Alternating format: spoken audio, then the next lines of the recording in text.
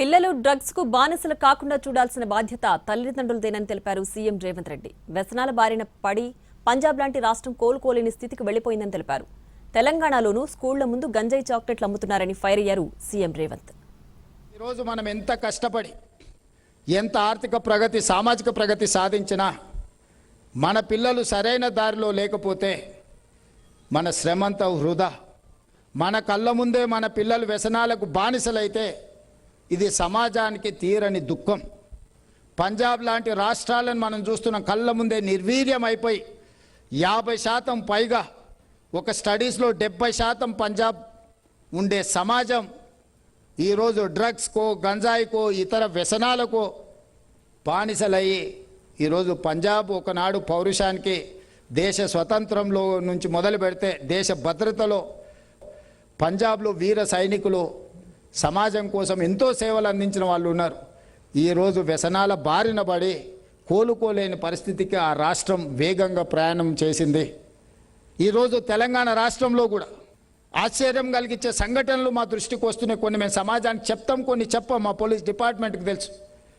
Schools ముందు చిన్న చిన్న కిరాణా కొట్టుల్లో గంజాయి చాక్లెట్లు అమ్మే పరిస్థితి. చదువుకున్న డాక్టర్లు ఇంజనీర్లు డ్రగ్స్ పెడలింగ్ చేస్తున్నారు. ఇంజనీరింగ్ గ్రాడ్యుయేట్స్ చైన్ స్నాచింగ్ నుంచి డ్రగ్స్కి. దీనికంతా కారణం ఏ నేరం తీసినా మహిళల మీద జరిగిన విచక్షణారహితమైన దాడులను కానీ చిన్నపిల్లల మీద జరుగుతున్న అకృత్యాలను చూస్తే ప్రధానంగా నేరానికి పాల్పడ్డ వాళ్ళు బానిసలైన మత్తు పదార్థాలు సేవించిన వాళ్ళే ఈ నేరాలలో ఎక్కువ.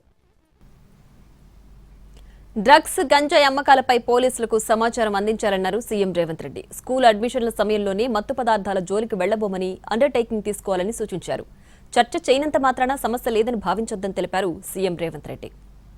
మీ గల్లీలలో మీ స్కూళ్ళ దగ్గర లేకపోతే మీరుండే నివసించే ప్రాంతాలలో ఈ గంజాయి కానీ డ్రగ్స్ కానీ ఈ మద్యం బానిసల వల్ల జరుగుతున్న అంశాలను తక్షణమే మీరు పోలీసుల దృష్టికి తీసుకురావాల్సిన అవసరం ఉన్నది. సమన్వయ కమిటీలను నేను డీజీపీ గారికి కమిషనర్ గారికి నేను సూచన చేస్తున్నా. ఈ పీస్ కమిటీ ఫోర్స్ని ఈ డ్రగ్స్ రిలేట్ దాంట్లో ఈ సామాజిక బాధ్యతలో వాళ్ళని భాగస్వాములు చేయండి, విస్తరించండి. మత కలహాలు ఉన్నప్పుడు వీళ్ళ అవసరం చాలా ఎక్కువ ఉండే. ఈరోజు వాళ్ళ ప్రయత్నం వల్ల మత కలహాలు తగ్గిపోయినాయి. తగ్గిపోయిన తర్వాత వాళ్ళకి చేతి నిండా పని లేకుండా పోయింది.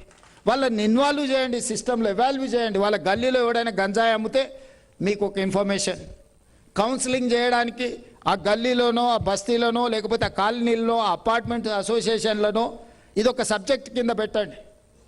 మొన్న నేను గవర్నర్ గారి దగ్గరికి వెళ్ళినప్పుడు స్కూల్ అడ్మిషన్లని అప్లికేషన్లో ఒక కాలం పెట్టమన్నారు. వాళ్ళ అండర్టేకింగ్ లాగా నేను డ్రగ్స్ కానీ ఏ రకమైన ఇట్లాంటివి నేను అబ్యూజ్ చేయను అని. సో నేను క్లియర్గా ప్రభుత్వానికి అధికారులకు ఆదేశాలు ఇచ్చిన. ఈరోజు రేపటి భవిష్యత్తులో గవర్నమెంట్ కానీ ప్రైవేట్ స్కూల్స్ కానీ ఒక కాలం కింద ఖచ్చితంగా వాళ్ళు అండర్టేకింగ్ ఇవ్వాలి. We are not going to abuse any